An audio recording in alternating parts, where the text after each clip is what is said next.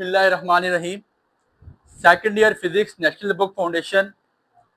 आज आपका इंतहाई इंपॉर्टेंट लॉन्ग क्वेश्चन। मैंने आज से पहले चंद ऐसे लॉन्ग गुजरे जिन पे मैंने इंतहाई का लफ्ज़ इस्तेमाल किया है।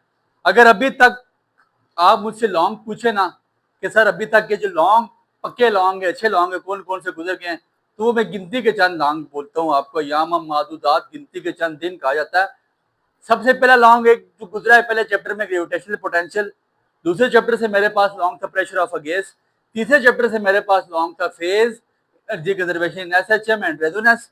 और आज के इस चैप्टर का अभी तक का जो 6वां लॉन्ग, मैं अगर जिस को बोलूं जो लॉन्ग है, वो यंग का double slit experiment and it's most and the most important long question. मैं इतना ड्रैग कर रहा हूं तो लिहाजा इसके पीछे कोई ना कोई रीजन है। इसको समझिएगा, इस पे गौर कीजिएगा। ये लॉन्ग आपकी फिजिक्स में इंतहाई अहमियत का हामिल है। ठीक है, अब यंग ने डबल स्लिट एक्सपेरिमेंट दिया। इसका यंग का डबल स्लिट एक्सपेरिमेंट देने का मकसद क्या था? पहले सबसे पहले इसकी बात समझ लिए, कहना क्या चाह रहा था वो। आज से पहले जब आइंस्टाइन था, आइंस्टाइन ने कहा जी कि जो लाइट की नेचर है ना, वो पार्टिकल नेचर है। लाइट का जो हमने पढ़ा कि मेरे पास जो वाटर वेव है या वेव्स है मेरे पास, उनमें क्या होती है? इंटरफेरेंस होती है। हमने कहा जी साउंड वेव्स में भी इंटरफेरेंस होती है। दो बातें हम मान के आगे थे, सुनना बच्चे, दो बातें हम मान के आगे थे, इन दोनों जगह पे इंटरफेरेंस होती है। अब लाइट के बारे में आइंस्टाइन ने दो एक्सपेरिमेंट किए, कॉम्पटन इफेक्ट और फोटो इलेक्ट्रिक इफेक्ट। आपने पढ़ा भी और आगे जाके पढ़ेंगे भी। उसने कहा जी लाइट की नेचर पार्टिकल नेचर है, लेकिन वहां पे हाइजीन आया। हाइजीन ने कहा, उसने ये बात बोली, उसने कहा जी लाइट की नेचर है ना, ये पार्टिकल नेचर नहीं है, ये वेव नेचर है। कौन सी नेचर है? वेव नेचर है। लाइट जो ट्रेवल करती है एज अ वेव करती है, ये भी क्रस्ट ऑफ बनाती है, ये भी इंटरफेरेंस का फिनोमेना होता है। अब वो ये बात बोल के चला गया, गुजर गया दुनिया से, पर्दा फरमा गया, चला गया। फिर उसके बाद क्या हुआ? इन 1801 1801 में इंग्लिश फिजिस्ट, एक इंग्लिश फिजिस्ट था जिसका नाम क्या था जी? 1801 बड़ी इंपॉर्टेंट बात, ऑब्जेक्टिव में 2 से 3 दफा आज से पहले पूछ चुका है। English physicist Thomas Young demonstrated an experiment, एक एक्सपेरिमेंट उसने किया। क्यों डिमॉन्स्ट्रेटेड एन एक्सपेरिमेंट?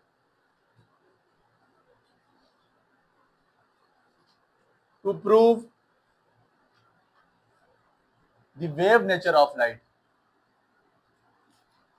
उसने कहा जो बात हाइजीन बोल के गया, मैं इसको साबित करूंगा कि लाइट वाकई पार्टिकल नेचर नहीं रखती है, लाइट वेव नेचर रखती है। लाइट का क्रस्ट और ट्रफ बनता है।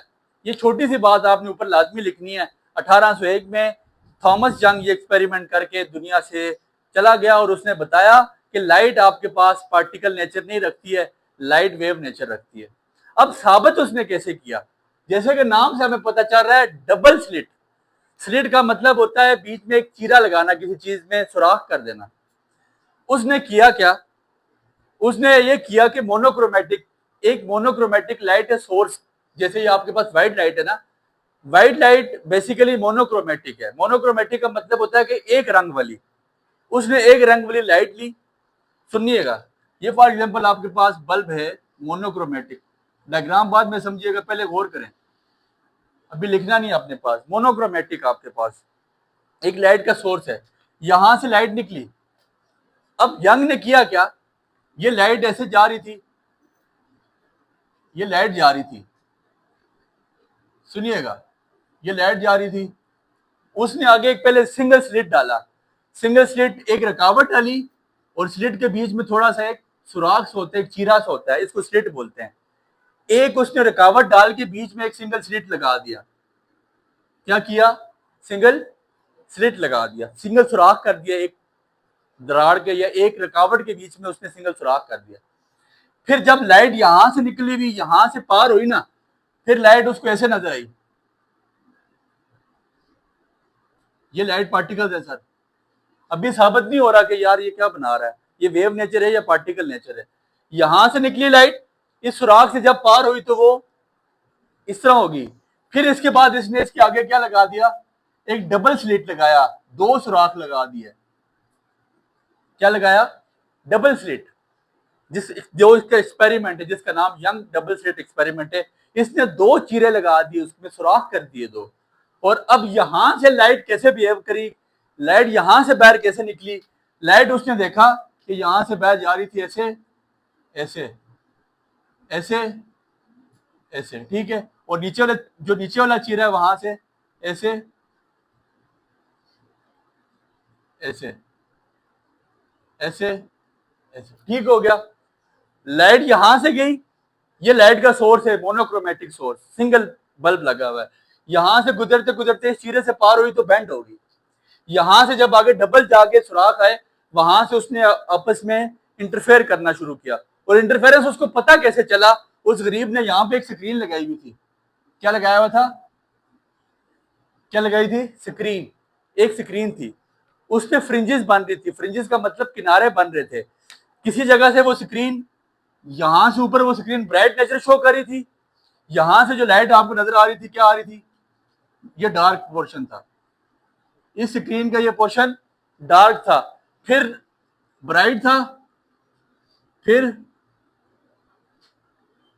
सर डायग्राम समझेंगे सारी गेम खत्म हो जाएगी, फिर डार्क था, फिर ब्राइट था। स्क्रीन पे उसको ये चीज शो हो रही थी कि किसी किनारे पे कोई फ्रिंज, फ्रिंज का मतलब है किनारा, कोई किनारा ब्राइट था, कोई किनारा, इस पूरी स्क्रीन का ये किनारा ब्राइट, ये डार्क, ये ब्राइट, ये डार्क, ये ब्राइट और ये। अब वो परेशान हो गया भाई, उसने कहा ये चीज तो साबित हो गई है, हाइजीन की बात बिल्कुल ठीक है कि लाइट कौन सी नेचर की है, वेव नेचर की। क्यों, मैंने आपको बताया लाइट जब अपने पास, सुनिएगा बड़ी कॉमन बात है, बता क्या हूं, जब क्रस्ट क्रस्ट के ऊपर जाएगा, जब क्रस्ट क्रस्ट के ऊपर जाएगा तो कौन सी वेव बनेगी, कौन सा इंटरफेरेंस होगा, कंस्ट्रक्टिव इंटरफेरेंस। उसने कहा ये जो ब्राइट नेचर है ना, यहाँ पे लाइट कौन सा शो कर रही है, कंस्ट्रक्टिव इंटरफेरेंस, और जो डार्क नेचर है वो उसमें क्रस्ट के ऊपर ट्रफ पड़ रहा है, जब क्रस्ट के ऊपर ट्रफ पड़ता है तो डिस्ट्रक्टिव इंटरफेरेंस बनती है, इसलिए यहाँ पे लाइट शो हो ही नहीं रही। आपने देखा था डिस्ट्रक्टिव इंटरफेरेंस में जो आपका रिजल्ट था वो क्या आ जाता था, बिल्कुल स्ट्रेट लाइन, जीरो। उसने कहा जहां ब्राइट नेचर है वहां पे लाइट के पार्टिकल्स आपस में क्या कर रहे हैं, क्रस्ट क्रस्ट पे जुड़ रहे हैं और वो ब्राइट बन रही है, और जहां क्रस्ट ट्रफ पे जुड़ रहा है वो डार्क बन रही है, जहां क्रस्ट क्रस्ट पे जुड़ रहा है वो ब्राइट बन रही है, और जहां पे क्रस्ट ट्रफ पे जुड़ रहा है वो क्या बन रही है, डार्क बन रही है। समझ आ गई बात की, यहां तक उसने कहा जी अब बात आप मेरी मान जाएं कि लाइट, आइंस्टाइन ने गलत कहा था, लाइट वेव नेचर की नहीं होती है, लाइट लाइट क्या नाम है, पार्टिकल नेचर की नहीं होती है, वेव नेचर की होती है। मैं ये साबित करके जा रहा हूं इस दुनिया से कि लाइट बेसिकली कौन से नेचर की है, वेव नेचर की। और साबित कैसे हुआ कि लाइट कंस्ट्रक्टिव और डिस्ट्रक्टिव, सोर्स एक था, यहां से देखे ना, कॉमन सेंस की बात है कि इधर सुराख से गुजरेगी लाइट तो सामने जाके पूरी स्क्रीन रोशन होनी चाहिए थी, पूरी स्क्रीन रोशन होनी चाहिए थी, लेकिन पूरी स्क्रीन रोशन ना हुई, किसी जगह पे लाइट ब्राइट थी, किसी जगह पे डार्क थी, किसी जगह ब्राइट, किसी जगह डार्क, किसी जगह ब्राइट। अब उसने कहा भाई साहब यहाँ रोला है, इसका मतलब ये है कि ये कौन सा नेचर है, ये वेव नेचर की है, ये आपके पास वेव नेचर की है, ये पार्टिकल नेचर की नहीं है। ये चीज हमें किसने बताई, हमें ये बात थॉमस यंग ने 1801 में बताई। 1801 की डेट याद रखिएगा, काम की डेट है, ठीक हो गया। अब जो मैं असल काम करने जा रहा हूँ, डायग्राम बनाऊंगा और उसी सारी चीजों को प्रूव करूंगा। ये मेरे पास स्क्रीन है, ऐसी स्क्रीन है, ये मेरे पास डबल स्लिट लगा हुआ है, डबल स्लिट, आप बीच में से सुराख छोड़ दें खाली, ये आपके पास क्या लगा हुआ है, डबल स्लिट, ऐसे ही है। लाइट का एक पार्टिकल यहां से जाएगा, इस पॉइंट पे जाके टकराएगा, स्क्रीन के ऊपर वाले पॉइंट पे। लाइट का एक पार्टिकल यहां से जाएगा, स्क्रीन के ऊपर वाले पॉइंट पे टकराएगा, टकरा गया। मैं सिर्फ एक पार्टिकल, एक लाइट पार्टिकल उठा रहा हूं, कौन सा, या एक लाइट की वेव उठा रहा हूं, कौन सी, जो ऊपर वाली स्लिट से गुजरी, और एक वो उठा रहा हूं जो नीचे वाली स्लिट से गुजरी। ये लाइट मैंने वो उठाई जो ऊपर वाली स्लिट से गुजरी है, ये लाइट मैंने वो उठाई जो नीचे वाली स्लिट से। समझ आ गई बात की, कोई मसला यहां तक, डायग्राम समझिएगा, बात खत्म है। इसको मैं नाम दे रहा हूं किसका, ए का, इस पॉइंट को मैं नाम दे रहा हूं बी का, और इनके दरमियान में जो डिफरेंस है उसको नाम में दे रहा हूं स्मॉल डी का, ठीक हो गया, यहां तक कोई मसला। अब आपको क्या लग रहा है, ये लाइन और ये लाइन बराबर है, नहीं ना, नीचे वाली लाइन बड़ी है, ऑफ कोर्स नीचे वाली लाइन बड़ी है, ऊपर वाली लाइन छोटी है, ऊपर वाली लाइन कम एंगल बना रही है, नीचे वाली लाइन ज्यादा एंगल बना रही है, ऐसे ही हो रहा है। कोई मसला यहाँ पे? अब हमने इसका फेज डिफरेंस फाइंड करना है। आइंस्टाइन उसने थॉमस यंग ने क्या किया कि इसका फेज डिफरेंस फाइंड आउट किया। उसने कहा फेज डिफरेंस कितना है कि अगर इस लाइन को मैं यहां से काट के यहां तक लेके चला जाऊं तो फिर ये लाइन और ये लाइन क्या हो जाएगी? बराबर। अगर इस लाइन को मैं काटूं यहां से लेकर यहां तक, तो ये लाइन, ये जो बड़ी लाइन है, इसको मैं अगर यहां से यहां काटूंगा तो ये बराबर हो जाएगी, ऊपर और नीचे वाली लाइन दोनों बराबर हो जाएंगी। यहां तक कोई प्रॉब्लम किसी को नहीं? ठीक है, डायग्राम बनाई जा रहा हूं, इसके बीच में से एक मैंने डॉटेड लाइन लगा दी। यहाँ पे ये क्यों लगाऊंगा, ये आपको बात समझ आ जाएगी बाद में। और फिर ये मेरे पास इसकी स्ट्रेट लाइन पे एक मैं डिस्टेंस बना लेता हूँ। कौन सा डिस्टेंस? जो यहां से लेकर यहां तक का डिस्टेंस है, जो डबल स्लिट से लेकर स्क्रीन तक का डिस्टेंस है, इसको मैं नाम दे देता हूँ किसका? एल का। इस डिस्टेंस को मैं क्या नाम देता हूँ? लेंथ है इन दोनों के दरमियान में। यहां तक कोई प्रॉब्लम आपको? ठीक हो गया। यंग ने ये एक्सपेरिमेंट करके हमें ये बात बताई। उसने कहा कि जो दो स्लिट्स बनती हैं, दो स्लिट्स, जो दो आपके पास फ्रिंजेस बनती हैं, जो दो आपके पास वेव्स हैं लाइट की, वो दोनों बराबर नहीं है। तो हमने उसका फेज डिफरेंस फाइंड आउट करना है।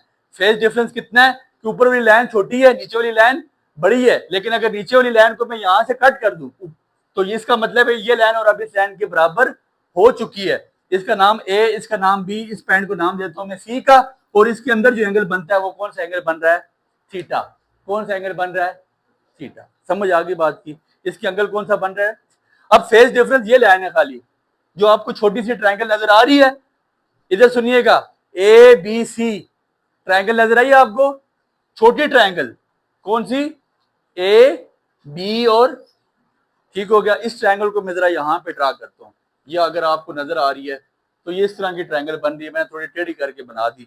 यहां तक कोई मसला आपको? ये इस तरह की ट्रायंगल बन रही है। इसके सामने ये आपका थीटा ये है और ये आपके पास एंगल बन रहा है। तो अगर मैं इसको ऐसे लिखूं तो ये मेरे पास क्या हो जाएगा? ये है और ये बी और ये मेरे पास क्या है? ऐसे ही है। यहां तक कोई मसला? ये छोटी वाली ट्रायंगल मैंने उठा ली वहां से और उठा के लगा ड्रा कर दी। ठीक हो गया। अब यंग ने कहा, यंग ने ये बात बोली, उसने कहा कि मैंने तीन चीजें फाइंड आउट करनी है। एक चीज मैंने फाइंड करनी है क्या? Condition for bright and dark fringe. अभी मैथमेटिकल फॉर्म शुरू हो जाएगी और सारी गेम उसी की है। Condition for dark and bright fringe, पहले ये चीज फाइंड आउट करनी है। फिर मैंने position for dark and bright fringe find out करनी है। फिर मैंने फाइंड करनी spacing between dark and bright fringe. पहले मैं कंडीशन फाइंड आउट करने जा रहा हूँ। कंडीशन सुनिएगा, मैंने ये डायग्राम छोटी वाली यहां से उठा के यहां लिख ली। ऐसे ही है। ए से लेकर बी तक के डिस्टेंस को मैंने क्या नाम दे दिया था? ये वहां पे दे के आया था, क्या नाम था? डी। ऐसे ही है। और एक और चीज आपको बताया था कि जो आपका थीटा होता है, थीटा के सामने हमेशा क्या होता है? परपेंडिकुलर। क्या होता है? रेजोल्यूशन ऑफ फोर्स में भी हमने पढ़ा कि थीटा के सामने हमेशा क्या होता है? परपेंडिकुलर। ऐसे ही है। तो इसका क्या नाम मैं दे दूंगा? कौन सा? Sign theta. ये साइड आपके पास एम साइन थीटा है। ऐसे ही है। या आप इसको डी साइन थीटा का नाम दे दें। ये साइड आपके पास क्या है? M sine theta. ये साइड आपके पास बेसिकली, इसके सामने आपके पास कॉस थीटा होगा। कॉस थीटा हमारी फॉर्मेलिटी नहीं है। हमारे पास हमारी फॉर्मेलिटी सिर्फ क्या है? कॉस थीटा की। तो हमारे पास उसकी फॉर्मेलिटी हमारे पास नहीं आ रही। किसकी? कॉस थीटा की। तो हमें कॉस देखने की जरूरत नहीं है। समझ आ गई बात की? इसको बल्कि डी साइन थीटा का नाम दे दे, ज्यादा बेहतर है। अब मेरी बात पे जरा गौर करें। यहां तक कोई प्रॉब्लम किसी को? ठीक है।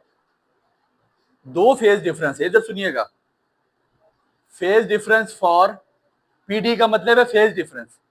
Phase difference for bright light, bright fringe. Bright fringe के लिए हमने फेज डिफरेंस पढ़ा था। हमारे पास फार्मूला क्या होता है ब्राइट फ्रिंज के लिए? M lambda. क्या होता है? M lambda. Integral multiple of 1 होना चाहिए। मतलब एम मेरे पास क्या हो सकता है?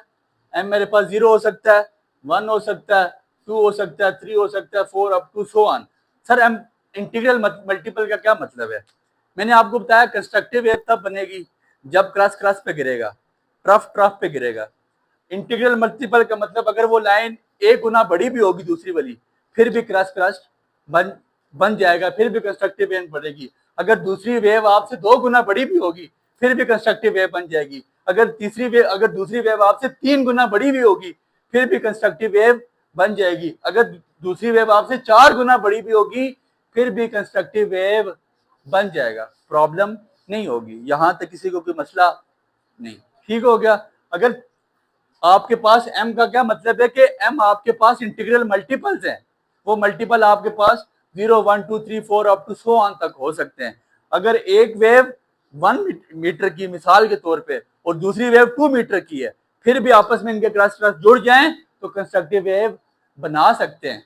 ठीक हो गया बात की। तो इसका मतलब क्या है, फेज डिफरेंस फॉर, इसका मतलब है क्या हो सकता है, ये 1 लैम्डा हो सकता है, 2 लैम्डा हो सकता है, 3 लैम्डा हो सकता है, 4 लैम्डा हो सकता है, up to so on. Phase difference, ये अपने पास एक्स्ट्रा इंफॉर्मेशन है, इसको उतार ले, मैं अरेज करूंगा इसको। Phase difference for bright fringe क्या होना चाहिए, m लैम्डा, और m आपके पास 0 1 2 3 सब हो सकते हैं। और phase difference PD for dark fringe, phase difference dark fringe के लिए आपने पढ़ा था कितना होना चाहिए, m प्लस 1/2 इंटू लैम्डा। क्या होना चाहिए, ये फार्मूला याद रखिएगा, m प्लस 1/2 इंटू लैम्डा। और यहाँ पे m वही वाली बात, m क्या है आपके पास 0 1 2 3 4। तो अब जब यहाँ पे मैं इसकी जगह 0 डालूंगा m की जगह तो 1/2 लैम्डा आ जाएगा। पहला कौन सा लैम्डा आ जाएगा, 1/2, या जिसको मैं लिख सकता हूँ लैम्डा बाय, फिर मैं m की जगह 1 डालूंगा, 2 1 2 प्लस 1 3/2 लैम्डा, फिर 5/2 लैम्डा, फिर 7/2 लैम्डा। तो for destructive interference, for destructive, ये आपके पास ब्राइट फ्रिंज है, phase difference for bright fringe ये कौन सी है, कंस्ट्रक्टिव, इसके साथ लिख लें। और ये किसके लिए, डिस्ट्रक्टिव इंटरफेरेंस के लिए। कौन सी इंटरफेरेंस के लिए, डिस्ट्रक्टिव इंटरफेरेंस के लिए।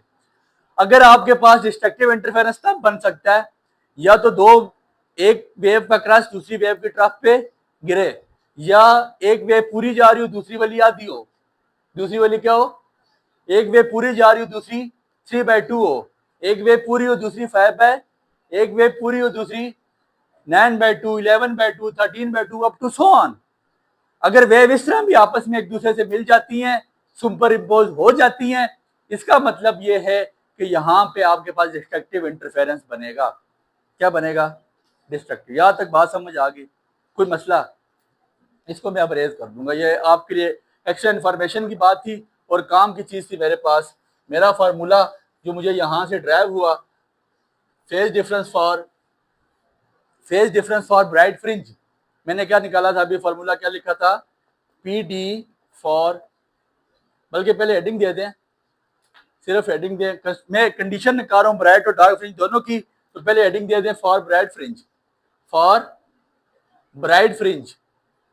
ब्राइट मतलब जो पोर्शन आपके पास क्या है, ब्राइट है, जो रोशन पोर्शन है, उसकी मैं कंडीशन निकालने जा रहा हूं।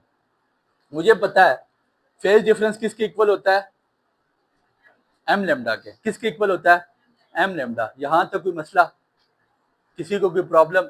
अब यहाँ पे फेज डिफरेंस आपने क्या पढ़ा, थीटा के सामने क्या है, ठीक है, डी साइन ऑफ थीटा।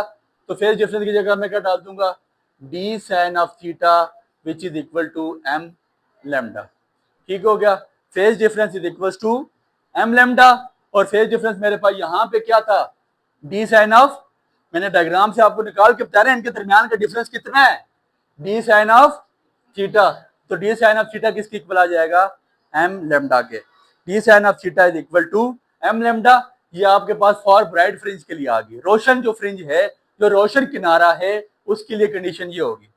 और for dark fringe, for dark fringe, जो आपका किनारा रोशन नहीं है, जो अंधेरे में है, उसके लिए क्या होगा, फेज डिफरेंस की फार्मूला हमने पढ़ा है, m plus 1/2 into lambda, m plus 1/2 into, और यहाँ पे फेज डिफरेंस क्या आया बच्चे, डी साइन ऑफ थीटा। तो फेज डिफरेंस की जगह क्या डाल दूंगा, d sine of theta is equal to 1/2 m plus 1/2 into lambda.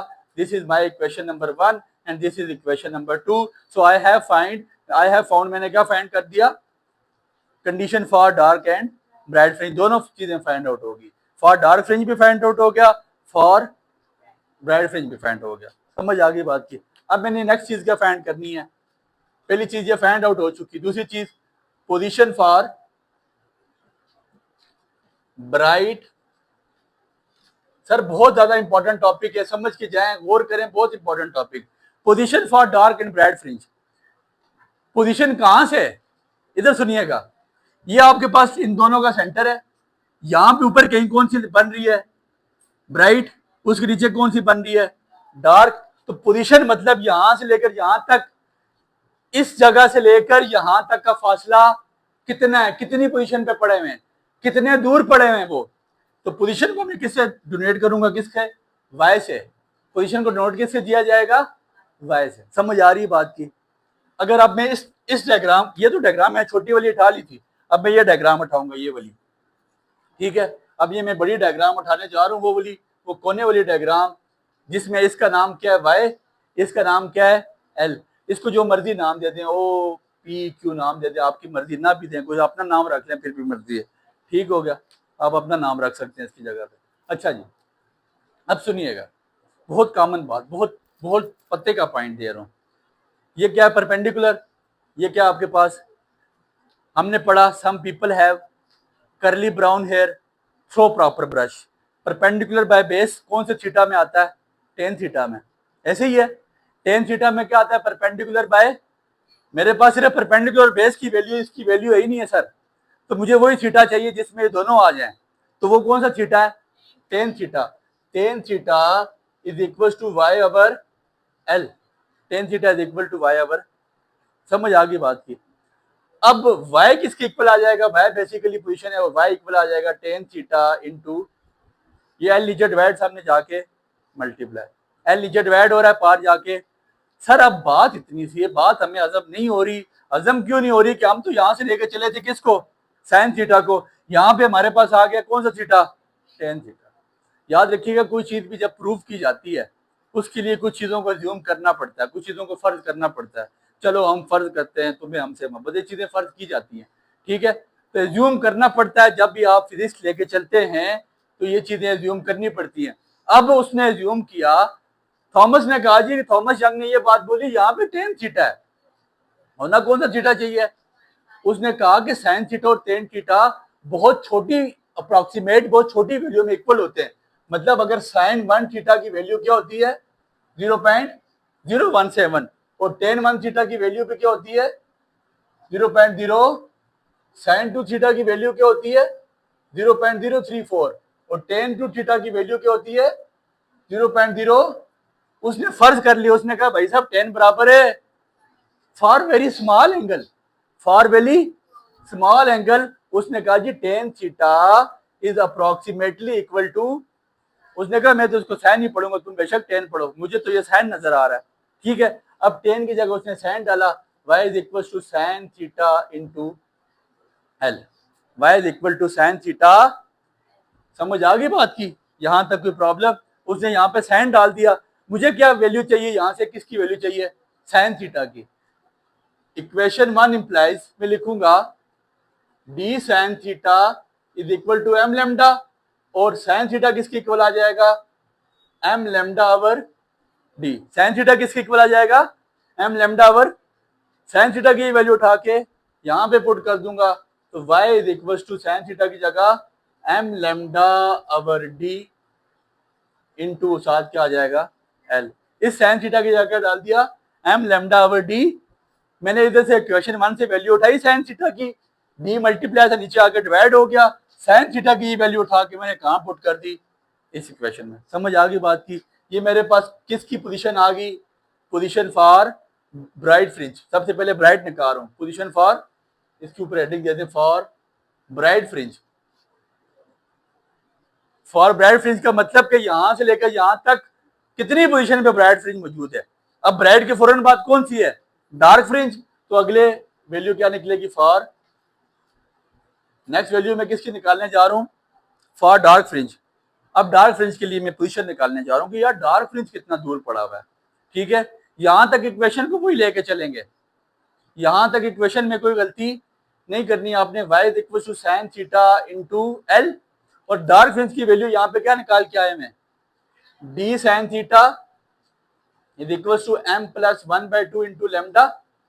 ठीक है, यहां पे मेरे पास क्या चीज निकालनी है, साइन थीटा, तो किसके इक्वल हो जाएगा, इंटू लेमडा बाय, ऐसे ही है, sine theta is equal to m plus 1/2 into lambda by, sine theta साहब की वैल्यू उठा के कहां डालेंगे, इस वाली इक्वेशन में, तो y is equal to sine theta की जगह m plus 1/2 into lambda L over d, this is the value for dark fringe. ये किसके लिए वैल्यू आ गई आपके पास, डार्क फ्रिंज के लिए। जगह कम पड़ी है, चीजें अरेज, बल्कि ऊपर डायग्राम खत्म करते हैं, चीजें अरेज नहीं करते, वो डायग्राम जो हमने बहुत प्यारी बनाई है, इस पे हमें ऑस्कर मिलना चाहिए, उसको हम खत्म कर रहे हैं। ठीक है, समझ आ गई बात की, बहुत काम की बातें यहाँ तक चल गई है, एक दफा मैं फिर इसको दोबारा समराइज करवा दूंगा। डायग्राम बनाइएगा बच्चे, और अच्छी सी बनाइएगा। अब मैंने दो चीजें फाइंड आउट कर दी, मैं डायग्राम अरेज करने जा रहा हूँ। पहली चीज मैंने क्या फाइंड कर दी, condition for dark and bright fringe. दूसरी चीज मैंने क्या फाइंड कर दी, position for dark and bright fringe. अब तीसरी चीज में क्या फाइंड करने जा रहा हूँ, spacing for bright and dark fringe, spacing for dark and bright fringe. Spacing से क्या मुराद है, स्पेसिंग से मुराद है कि एक ब्राइट फ्रिंज कितने वक्फे के बाद या कितने स्पेस के बाद दूसरी ब्राइट फ्रिंज के पास पड़ी हुई है। ये ब्राइट है, इसके बाद क्या है, फिर फिर फिर फिर डार्क। तो ब्राइट से ब्राइट तक का फासला, डार्क से डार्क तक का फासला, अब हमने ये चीज निकालनी है। ब्राइट से ब्राइट तक का फासला कितना है, डार्क से डार्क तक का फासला कितना है। तो अब हम फासले निकालेंगे। ठीक हो गया, फासले निकालना चाहिए, तो फासले के लिए स्पेसिंग फॉर, सबसे पहले किसकी निकालने जा रहा हूं, स्पेसिंग फॉर ब्राइट, किसके लिए। अब मेरी बात सुनना, समझना, गौर करना बच्चे। मैंने इक्वेशन निकाली हुई ब्राइट के लिए, क्या, ये y is equal to m into lambda L over, ये इक्वेशन निकली है। ये कौन सी इक्वेशन है, पोजीशन के लिए जो निकली थी। अब मैं इसको छोटा सा ना, इसको जो नाम दे रहा हूं, क्योंकि मेरे पास m एक पोजीशन पे और मैंने m की वैल्यूज बढ़ाई थी, तो पहली ब्राइट को नाम, जो पहली ब्राइट है उसको मैंने क्या नाम दे दिया, वाई एम, छोटा सा m लिख लिया, y m is equal to m lambda L over d. ठीक हो गया। और जो अगली ब्राइट है, अगली ब्राइट कहां पे होगी, पहले ब्राइट है, फिर डार्क और फिर, तो इसका मतलब है जो अगली ब्राइट होगी y इंटू एम प्लस 1, एक छोड़ के अगली, पहली ब्राइट फिर 1 का मतलब है अगली छोड़ोगे डार्क, और फिर उसके बाद अगली क्या होगी। तो इसलिए क्या लिखा अगली ब्राइट के लिए, m प्लस, तो यहां पे भी छोटा सा क्या डाल दूंगा, m plus 1 over d into lambda L. समझ आ गई बात की। अब क्या करने जा रहा हूं, मेरी बात पे गौर करना, लेमडा एल को अंदर मल्टीप्लाई करा रहा हूं, m plus 1 is equal to lambda L m over D plus lambda L over d. ये m के साथ अलग मल्टीप्लाई करवाया और 1 के साथ अलग मल्टीप्लाई करवा दिया। अब मैंने निकालने का स्पेसिंग, दरमियान में फासला, फासला क्या होता है, बड़े में से छोटा माइनस करो, फासला निकल जाता है।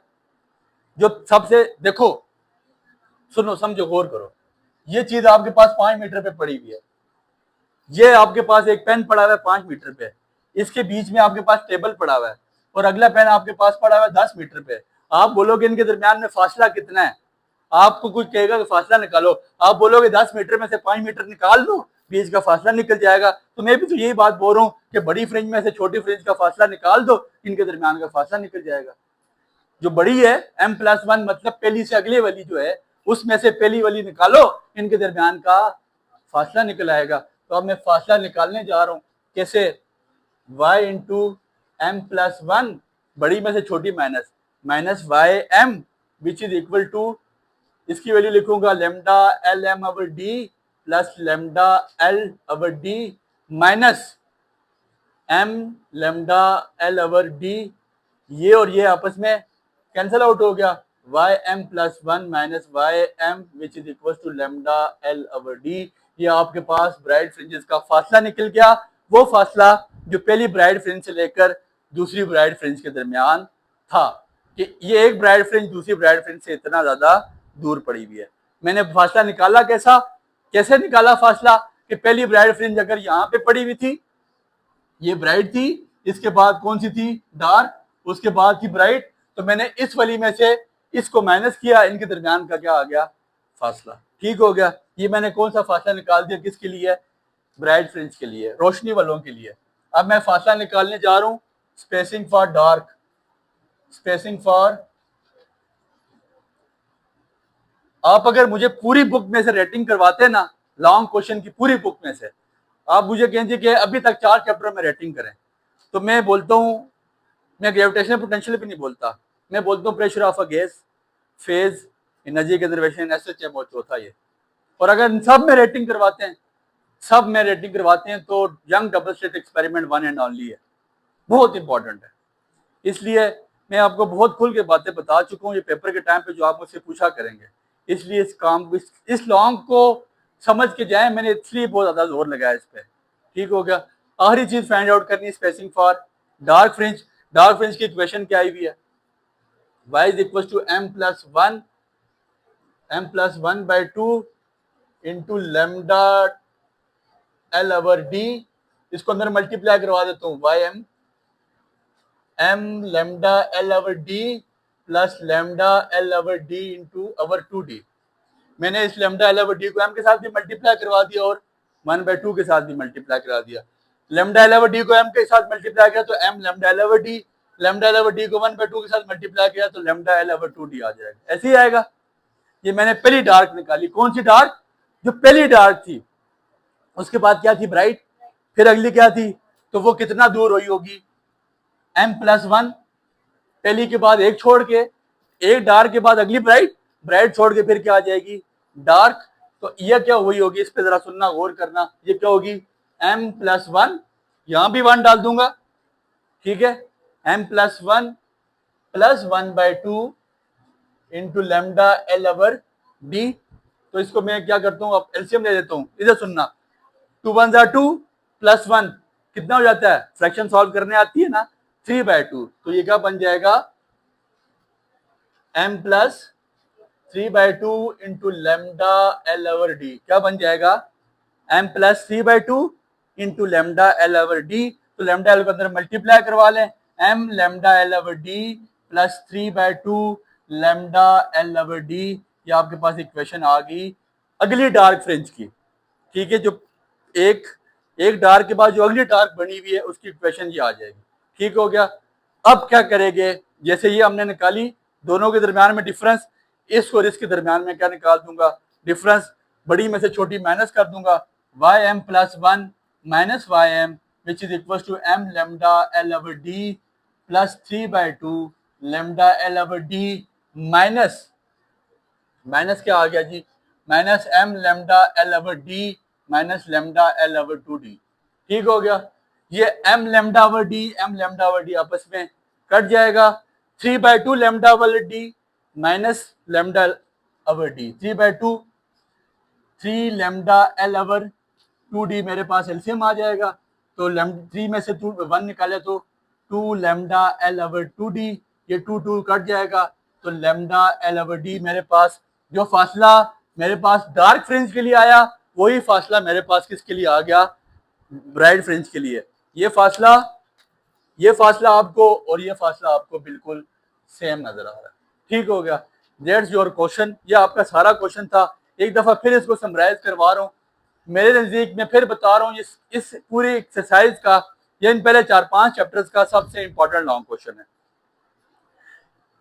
थॉमस यंग ने 1801 में बताया कि भाई साहब, जो आपके पास लाइट है वो वेव नेचर की होती है, वो पार्टिकल नेचर की। उसने डबल स्लिट से हमें एक्सपेरिमेंट करके बताया, हमने डबल स्लिट के डायग्राम आपको बना के बता दी थी और बताया था कि जब एंड पे जार की स्क्रीन पे हमने देखा तो छोटी सी फ्रिंज बन रही थी डार्क की, ऊपर पहले ब्राइट की बनी, फिर डार्क की, ब्राइट की बनी, डार्क की, ब्राइट की बनी, डार्क की। तो थॉमस यंग ने कहा भाई साहब, रोला ये है कि जहां पे ब्राइट की बन रही है इसका मतलब है वो कौन सी इंटरफेरेंस बन रही है, कंस्ट्रक्टिव इंटरफेरेंस, और जहां डार्क की बन रही है वहां डिस्ट्रक्टिव इंटरफेरेंस। ये बात हमें थॉमस यंग ने बता दी। तो उसने कहा आप साबित करें। हमने 3 चीजें साबित करनी है, एक condition for bright and dark fringe, एक हमने फाइंड करनी spacing for dark and bright fringe, और सबसे पहली दूसरे नंबर पे हमारे पास क्या है, position for dark and bright fringe. Condition क्या है कि इनका आपस में फासला कितना था। जो पहली स्लिट में से लाइन जा रही थी ऊपर, वो थोड़ी कम थी, नीचे वाली से लाइन बड़ी थी। हमने उनको डायगोनल में काटा, हमने कहा ये अगर इतनी इतनी हो तो ये बराबर हो जाएंगे। हमने बराबर करके छोटी सी ट्रायंगल वहां से उठा ली। हमने ट्रायंगल उठाई, ट्रायंगल के सामने क्या था, थीटा। क्या था, थीटा। थीटा था ट्रायंगल के सामने। तो जब आपको पता है थीटा के सामने जो एंगल होता है वो हमेशा जो थीटा के सामने साइड होती है परपेंडिकुलर होती है, और हम रेजोल्यूशन ऑफ फोर्स में पढ़ के वो डी साइन थीटा होता है। वो बेसिकली साइन थीटा और डी हमने डाल दिया डिस्टेंस के लिए। ठीक हो गया। तो ब्राइड फ्रिंज का हमने फेज डिफरेंस आपको लिखवा दिया, वो कितना होना चाहिए, एम लेमडा। तो फेज डिफरेंस की जगह हमने क्या डाल दिया, d sine theta which is equal to m lambda. और डार्क फ्रिंज के लिए हमने कहा क्या होना चाहिए, एम प्लस 1/2 इंटू लेमडा। तो फेज डिफरेंस की जगह हमने क्या डाल दिया, डी साइन थीटा। यहां तक बात समझ आ गई, कोई मसला नहीं। अब पोजीशन क्या है, पोजीशन हमने ये निकाली थी कि हमने कहा डार्क फ्रिंज यहाँ पे बनती है, लाइट फ्रिंज यहाँ पे बनती है। मेन जो इनका पॉइंट है वहां से लेकर यहाँ तक की पोजीशन कितनी, या अपने पॉइंट से कितना दूर है, कितने फासले पे हैं। तो हमने पोजीशन को क्या नाम दे दिया, वाई का। और वाई और एल मेरे पास दो चीजें गिवन थी, जब ट्रायंगल बनी तो राइट ट्रायंगल बनी, जब राइट ट्रायंगल बनी तो हमें मजबूरन ऐसा थीटा ढूंढना पड़ा जहां पे परपेंडिकुलर और बेस होता है। और हमने कहा परपेंडिकुलर और बेस तो सिर्फ टेन थीटा में होता है, टेन थीटा हमने ढूंढ लिया। अब हमारी दाल गल नहीं रही थी, दाल गलनी थी, तो हमने कहा जी कि अब तो हमें तो चाहिए साइन थीटा, हमें साइन थीटा चाहिए। तो हमने कहा जी जो छोटी वैल्यूज होती है ना उनके लिए साइन 1 की वैल्यू, साइन 2 की वैल्यू, साइन 3 की वैल्यू बराबर है। तो हम साइन और टेन की जगह साइन और टेन की, साइन 1 और टेन 1 की वैल्यू, साइन 2 और टेन 2 की वैल्यू, साइन 3 और टेन 3 की थीटा की वैल्यूज बराबर है। हमने कहा ये बराबर है, इसलिए हम इनकी जगह साइन की जगह टेन और टेन की जगह साइन को हम डाल सकते हैं। हमने यहाँ पे क्या डाल दिया, साइन थीटा डाल दिया। तो यहाँ पे टेन की जगह साइन डाला तो Y is equal to sine L आ गया। अब साइन की वैल्यू यहाँ से मैं निकालूंगा फॉर ब्राइट फ्रिंज के लिए, साइन थीटा किसी को आ जाएगा m lambda over d, d multiply आके यहाँ पे मैंने उठा के वैल्यू किस जगह डाल दी, इस साइन की जगह पे। तो मेरे पास क्या बन गया, m lambda L over d. फिर मैंने ब्राइट फ्रिंज के लिए निकाली, यहाँ से साइन थीटा के लिए निकाली, डी मल्टीप्लाई था नीचे लाके डिवाइड कर दिया, उठा के इस इक्वेशन में डाल दी, और इस इक्वेशन में डाली तो मेरे पास ये आ गई। फिर तीसरी चीज, थोड़ी सी ट्रिकी चीज, वो आपके पास क्या थी, स्पेस। स्पेसिंग क्या मतलब, एक ब्राइट फ्रिंज का दूसरी ब्राइट फ्रिंज से कितना फासला है, एक डार्क फ्रिंज का दूसरी डार्क फ्रिंज से कितना फासला है। हमने कहा पहली डार्क फ्रिंज को मैंने वाई एम का नाम दे दिया और वो अपनी जगह पे मौजूद है।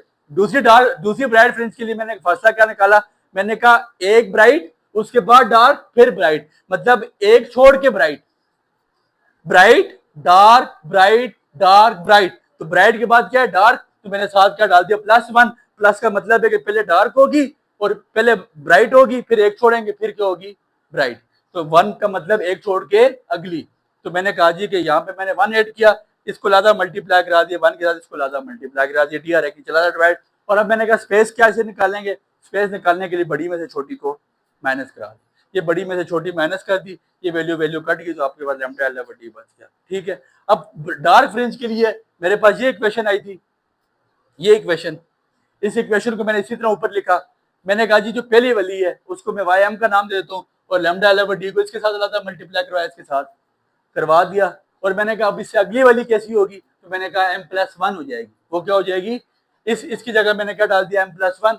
2 1 2 +1 कितना आ गया, 3/2। कितना आ गया, 3/2।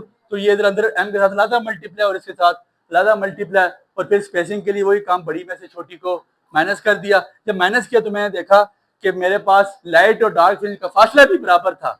फासला भी, अगर ये 2 मीटर की थी तो ये भी लेमडा एल ओवर डी थी और ये भी लेमडा। तो उसने कहा भाई साहब ये चीज 101% कंफर्म है कि लाइट की नेचर क्या है, वेव नेचर है, लाइट की पार्टिकल नेचर नहीं है। लाइट क्रस्ट बनाते हुए जाती है, जब क्रस्ट से जुड़ता है तो कंस्ट्रक्टिव इंटरफेरेंस बनती है, और जब कंस्ट्रक्टिव इंटरफेरेंस बनती है तो हमें ब्राइट जगह नजर आती है, और जब क्रस्ट ट्रफ से जुड़ती है तो डिस्ट्रक्टिव इंटरफेरेंस बनता है, और जब डिस्ट्रक्टिव इंटरफेरेंस बनता है तो हमें वो स्क्रीन पर जगह डार्क नजर आती है। उम्मीद करते हैं आपको बात समझ आई होगी, दुआ में याद रखिएगा। बहुत शुक्रिया।